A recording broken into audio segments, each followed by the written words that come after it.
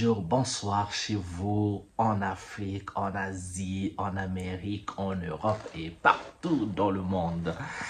Vous connaissez la chose. J'espère que vous allez bien. Aujourd'hui, on va parler d'un sujet assez intéressant. Je pense que c'est intéressant. C'est celui des compliments. J'ai dit dans mon titre, un compliment égale harcèlement sexuel. Eh bien, pourquoi je le dis?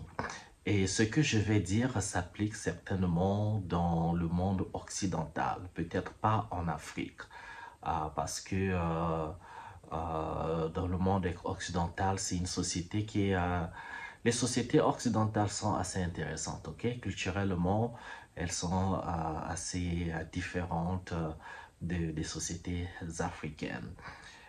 Vous savez, nous en Afrique, il existe encore, surtout encore nous au Congo, le jeu les jeux d'amour, les jeux de drague, les jeux des compliments. Et ça vient d'une culture où c'est très très beau en fait. En fait, ça donne un certain sens de joie, d'aisance, de plaisir, de gaieté comme ça quand on vous fait un compliment. Ce compliment, peut-être, oh, vous êtes très bien habillé, vous êtes belle, vous êtes beau, voilà quoi. Les compliments qui tournent autour de ça, quoi. Un peu la drague également. Vous savez, en Afrique, il y a beaucoup de jeunes, beaucoup d'hommes ont cette facilité d'approcher une femme et de manifester leur désir ou bien ce qu'ils veulent, quoi, de dire leur pensée. Il y a encore ça, quoi, le jeu de drague. Et les sociétés, dans beaucoup de sociétés africaines, une femme qui dit non la première fois n'est pas forcément interprétée par l'homme comme un non. Parce qu'il y a le jeu d'amour, quoi. Et il y a des femmes, hein, contredisez-moi les femmes, mais il y a des femmes aussi peuvent pas quand vous avez besoin qu'il y ait une histoire entre vous, vous voulez l'inviter à manger ou à boire quelque part, elles ne vont forcément pas vous dire oui tout de suite, quoi, tout de go, parce que cela peut être interprété comme, voilà, c'est une femme facile, et donc elle doit dire non. Et c'est à toi l'homme d'insister un peu, voilà, d'interpréter ce non. C'est à toi l'homme de dire, ben écoute, d'avoir l'art du baratin, quoi, l'art du baratinage pour pouvoir changer la vie à cette femme-là et obtenir son invitation à dîner, à manger et peut-être qu'il y aura une suite à votre histoire suite ou pas. Donc, il y a ça, quoi, ce jeu-là, des jeux de compliments. Chez nous, au Congo, on dit Poutoulou. Quand on vous dit Poutoulou, le mot qui veut dire, en fait, vous êtes bien habillé, vous êtes élégant, il y a ça, il y a la prestance. Et la personne à qui on dit Poutoulou doit dire merci. Et parfois, on rigole aussi, on dit, ben, Poutoulou, ça se paye, quoi. Quand on dit à quelqu'un Poutoulou, ça veut dire que la personne qui est bien habillée, ben, il faut payer la bière, payer un jus, quoi. Si vous avez un billet de 500 francs CFA ou un billet de 1000 francs, ben, vous donnez à la personne qui vous a fait ce compliment, quoi. Parce que, voilà, c'est le jeu de société, ça fait un bonheur comme ça. Et on connaît on connaît les codes.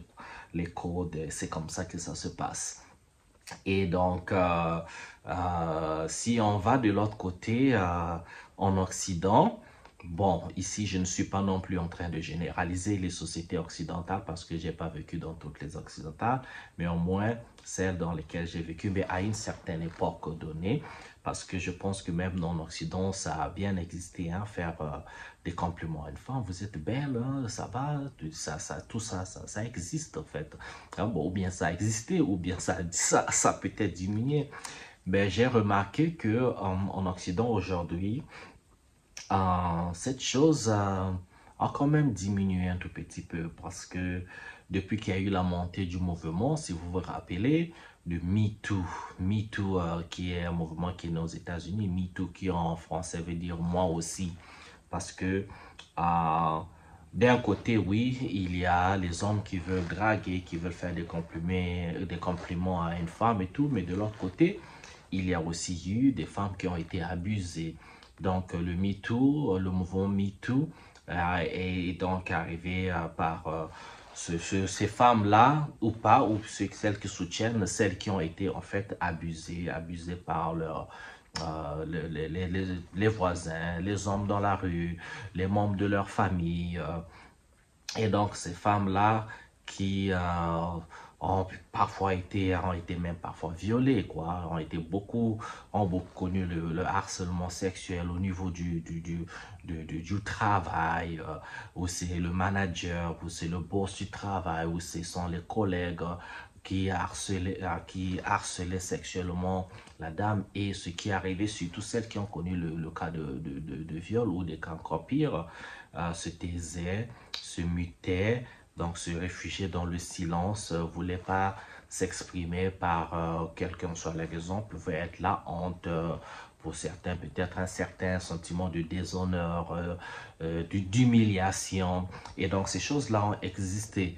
Et donc quand il y a eu la montée de MeToo, il y a eu aussi la montée des féministes. Donc la montée les féministes, bon, du coup, on a remarqué que les hommes se retractaient. Donc pour les raisons, euh, bon, de peur d'être accusé de quoi que ce soit, même consciemment, quand vous vous faites, vous dites que non, mais vous n'avez pas harcelé sexuellement la personne.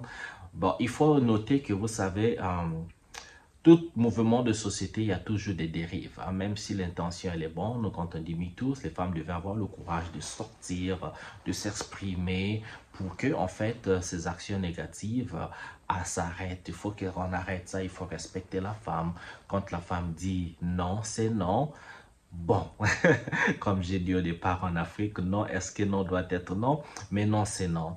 Non dans le sens que quand il faut savoir lire aussi la salle. Hein. Quand la femme dit non, c'est tout simplement non. Eh bien, il faut respecter la chose. Quand c'est oui, aussi c'est oui. Donc, c'est le MeToo, le mouvement de féministes de tous bords, hein, parce qu'il y en a qui sont extrêmes et il y en a qui sont peut-être modérés à commencer à mettre un peu les hommes et les femmes un peu en conflit comme ça, quoi. Alors, beaucoup d'hommes se sont rétractés parce que il y a eu aussi des dérives où les hommes, il y a des hommes qui ont été accusés par tort parce que ça devenait, bon, faire un compliment, ça pouvait être dangereux à dire vous êtes belle ou bien parfois vous pouvez aimer une tenue, ah c'est très bien, vous êtes bien habillé. Eh bien, ça pouvait prendre une autre tangente parce qu'il y a eu des cas comme ça où quelqu'un pas mal intentionné du tout pouvait juste faire un petit compliment et se retrouver avec des accusations comme ça d'harcèlement sexuel, d'accusations de tout genre, surtout au milieu du travail et tout ça. Et donc, le résultat, eh bien, les hommes se sont rétractés, il faut dire, hein, les bons ou les mauvais. Donc, il y a eu ce truc-là où faut pas une femme qui passe, qu'elle soit bien habillée, bien parfumée, il faut même pas jeter un coup d'œil. Si vous êtes hétérosexuel, vous voyez cette femme avec les formes que vous voulez, savoir quelque chose vous intéresse en elle, eh bien, ça devient parfois très difficile de l'aborder parce que vous ne savez pas ce qui va en résulter. Vous savez pas forcément, vous pouvez vous dire, bon, écoute, c'est avec beaucoup d'honnêteté que je fais mon compliment ou j'aimerais l'aborder, mais on a peur des représailles. Et si elle mentait, et si elle m'accusait de quelque chose qui n'existait pas dans une société où l'homme devient vulnérable, parce que l'homme est automatiquement déjà coupable. Quand vous êtes automatiquement coupable, alors tout ce que vous pouvez dire, il faut avoir la chance d'être dans un environnement où les gens peuvent vous croire ou peuvent vous donner le bénéfice du doute. Le bénéfice du doute, sinon vous êtes cuit. Et sinon, vous vous attirez des tempêtes, beaucoup de foudre, et beaucoup ont perdu leur travail par des accusations, parfois fausses, ok? Mais aussi, nombreux devaient subir parce que c'était des mauvaises graines, des personnes mal intentionnées qui respectaient pas la femme, qui avaient toujours des mauvaises intentions derrière. Donc, mais ils n'ont fait, n'empêche que tout ce mouvement a fait de sorte que dans cette société, on regarde, on veut plus approcher les femmes, on veut plus saluer, on ne veut plus dire faire des compliments, cet art-là voilà, ces petits jeux d'amour, les petits jeux de drague, être un peu les coquineries, être coquette, les coquineries, des trucs comme ça. Je pense bien que j'espère que j'utilise le bon mot français, le bon mot français. Mais cet art-là a un peu disparu. Bon, les gens maintenant, utilisent beaucoup plus les applications, hein. Il y a des applications, les sites de rencontres, tout. Bon, moi jusque-là, je trouve ça bizarre. J'ai jamais essayé, hein. J'ai jamais, j'ai toujours pensé ça bizarre parce que, bon, un bon Congolais que je suis, je sais si j'ai besoin de faire une rencontre, je sais comment le faire. Mais bon, chacun sa nature, chacun doit trouver ce qui marche pour lui ou pour elle, quoi. Donc, il y a des sites de rencontres où les gens savent comment ça se passe pour rencontrer. Peut-être que ça évite ce genre de situation, voilà, quoi. Ou tout de go, comme ça, vous savez pas quoi faire, vous savez pas quoi dire. Et si vous dites une chose qui peut être très mal interprétée, quoi. Parce que parfois dire, oh, vous êtes belle aujourd'hui, madame, ça veut forcément pas dire qu'on a des arrière-pensées. Mais tout comme aussi, ça peut dire que vous avez des arrière-pensées. Ça peut être compliqué, cette chose. Ben, l'atmosphère générale, c'est qu'il y a eu rétraction. Les gens se retirés. Beaucoup d'hommes se retiennent tout simplement. Même quand vous aimez, mais non, non, non, vous ne voulez pas parce que, voilà quoi, aller en rendez-vous, en randonnée comme ça avec une femme, ouh, ça devient chaud comme ça, vous voulez pas et tout, bon, c'est ça, c'est très chaud quoi, ce dynamisme qui existe maintenant dans beaucoup de sociétés occidentales. Donc, on voit ici que une action, un mouvement qui a de belles intentions crée aussi, voilà quoi, crée une atmosphère, crée un résultat, bon, je dirais peut-être pas négatif, mais un résultat qui devait en fait poser la balance, mais la chose n'est plus trop balancée. Et donc, si c'est pas balancé, alors on vit maintenant un peu dans une société de méfiance, quoi. C'est maintenant un peu la tendance, c'est la guerre, quoi, entre les hommes et les femmes, où on accuse, ah, les hommes sont mauvais, les hommes sont ceci, les hommes sont cela, les hommes sont patati patata. Bon, de l'autre côté aussi, hein, les femmes, les hommes qui disent les femmes sont comme ceci, les femmes sont comme cela. Bon, il y a vraiment beaucoup de tristesse dans tout ça. Quand je vois ça, parfois tu es dans les réseaux sociaux, c'est parfois dans les... Voilà quoi, c'est aussi vraiment dans les sociétés occidentales, c'est parfois dans ton visage comme ça. Bon, mais on peut trouver ça aussi dans certaines sociétés africaines, hein. Je ne dis pas que c'est partout en Afrique. Comme je dis, je ne suis pas en train de généraliser. Les choses, il faut les analyser de cas par cas. C'est juste un sentiment comme ça, général, que moi, j'expérimente dans la société occidentale, société américaine, comme ça, où il y a beaucoup de méfiance. Alors, je trouve que c'est intéressant que ce qui se passe. Je ne sais pas où est-ce qu'on va aller avec. Je ne sais pas. Je pense tout simplement que l'homme devait respecter la femme, respecter toute personne en fait. Et la femme devait faire de même. Et bon, il y a des gens très très mal intentionnés qui malheureusement gassent, euh, qui détruit toute l'ambiance qu'il y a entre les humains, quoi. Il détruit tout pour tout le monde parce que, bon, on n'y peut pas, on n'y fait rien parce qu'une femme qui a été abusée, harcelée sexuellement et tout ça, ça crée le traumatisme. Et tu peux pas avoir confiance à un homme juste comme ça parce que, bon, le gars est beau, bien habillé ou le gars vous a dit de beaux mots. C'est pas possible. La solution dans cette histoire, moi, je sais pas. Ben, je pense et voilà quoi. Les gens devaient juste respecter tout le monde. Quand la femme dit non, bon, mais écoutez, c'est non, c'est non.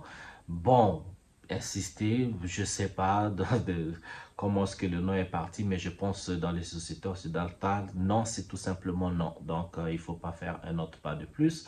C'est bien ou c'est pas bien, je ne sais pas. En Afrique, non, c'est pas toujours non, on insiste toujours, mais faut pas, sans mauvaise intention, sans pouvoir aller gâter la chose, quoi. Donc, c'est ce que moi j'observe dans les sociétés occidentales. C'était un peu ma vidéo pour dire compliment égal maintenant à harcèlement sexuel. Mais avant de finir, je vais partager une expérience parce que ceci se passe même dans les écoles, vous savez. Moi, c'est vrai, bon, peut-être une expérience personnelle, hein. Vous savez, au vu de ça, parce que dans le temps, il y a quelques années, moi, j'enseignais, j'étais professeur à l'université Berkeley. Donc, j'avais mon bureau, je devais recevoir des étudiants de temps à autre. Mais dans mes classes, il y avait majoritairement que des élèves de sexe féminin. Donc, il y avait beaucoup que des filles comme élèves. Vraiment, les classes étaient dominées par des filles que des hommes. Et donc, cela veut dire que tout le temps que les élèves devaient m'approcher pour poser des questions ou bien devaient prendre rendez-vous, on a tout un système comme ça où il fait évaluer les élèves. Les élèves peuvent prendre des rendez-vous avec vous pour voir où est-ce que vous pouvez les aider, où elles faillissent, il ou elle faillissent, où elles ne performent pas très bien. Voilà. Mais donc, le rendez-vous se passe dans le bureau. Je vous assure. Quand on a vécu toute cette atmosphère, surtout pendant que c'était chaud, chaud là, MeToo, le mouvement des féministes, il y avait le mouvement aussi, on appelait le cancel culture, la culture d'annulation. Cancel, c'est annulé, et la culture où, quand une star faisait quelque chose qui était mauvaise, une mauvaise chose, ou bien on l'attrapait avec une parole de travers, eh bien le gars pouvait perdre sa carrière. Donc, on a vu beaucoup de stars américaines, beaucoup de célébrités ont vu leur carrière, voilà, perdre de contrat Hollywood, perdre leur carrière, carrément on les a annulés comme ça, on les a vus nombreux sont allés en prison, ou bien ceux qui ont fait du mal, hein, quand on mérite la prison, vous méritez la prison, mais il y en a qui pour des faits simples humains comme ça là, et on les a comme ça annulés alors que nous sommes des humains, nous ne sommes pas parfaits. Donc on s'est retrouvé dans une société comme une erreur. En fait, l'homme ne pouvait plus faire une erreur. Vous faites une seule erreur, non, non, non, il faudrait qu'on vous annule, vous devez perdre votre carrière, votre gagne-pain, vous devez tout perdre du tout. Et parfois, il y en a qui partaient chercher, si vous aviez dit quelque chose de travers il y a 20 ans, 50 ans, on va chercher ça, on ramène ça dans les réseaux sociaux, on va vous punir pour quelque chose que vous avez dit il y a 30 ans quand vous aviez 15 ans. Ça faisait un sentiment bizarre, vraiment bizarre. Pourquoi? Parce que nous, les hommes, nous évoluons. Quand on est, bon, on est jeune, surtout quand on est adolescent, on peut se retrouver dans des mouvements de jeunes pour s'identifier avec les autres. Parfois, même quand vous êtes timide, vous faites semblant d'être un gangster et tout ça. Vous pouvez faire une chose ou dire une chose, mais 10 ans plus tard, 20 ans plus tard, bon, une personne change.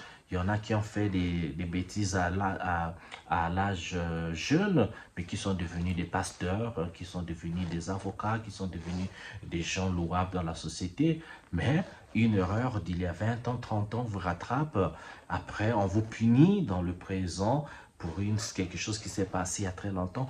Moi, je trouve ça quand même bizarre parce qu'on n'accorde pas à l'homme de changer. On n'accorde pas à la personne. Je dis, si l'homme, ça peut être un homme, une femme. On n'accorde pas le temps à la personne. Donc, c'est comme si on se dit, OK, si cette personne a fait comme les enfants, hein, si tu as volé du sucre dans la cuisine quand tu avais 10 ans, ça veut dire que tu es voleur à vie. C'est une très façon bizarre d'interpréter les choses parce que vous savez, dans les maisons où on a grandi, les enfants adorent tout ce qui est sucré. Il faut prendre un morceau de sucre, le gâteau et ceci et cela. Bon, ça arrive comme ça. Ben, écoutez, les bonbons, parfois sans autorisation des parents, ça arrive.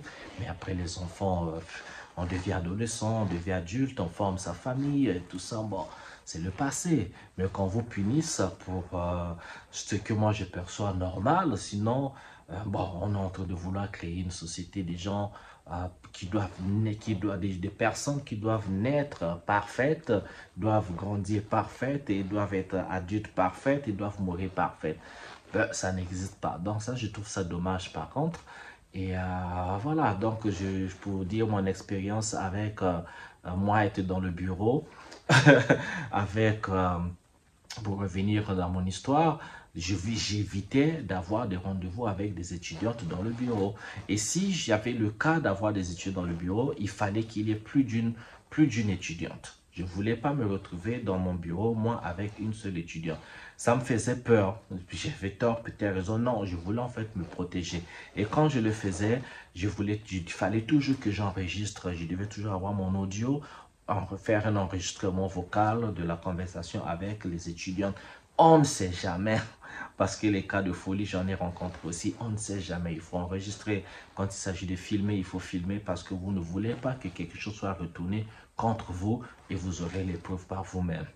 Voilà, c'était ma vidéo pour aujourd'hui. Alors, vous, qu'est-ce que vous en pensez, cette histoire-là? On continue avec les compliments, on complimente ou on complimente pas? Qu'est-ce que vous en pensez? Je suis curieux. Laissez les commentaires, les gars, et surtout, partagez les vidéos, laissez les j'aime comme ça, là, ok? Souscrivez-vous, recommandez la chaîne En Afrique et en Diaspora. Je pense qu'on bien met un contenu, mais quand il y a l'engagement aussi, ça m'encourage aussi de faire plus de vidéos, voilà quoi, d'apporter un peu de contenu pour vous, pour nous. Voilà, mais écoutez, je vous adore. On se retrouve à une autre prochaine vidéo. Ciao, ciao.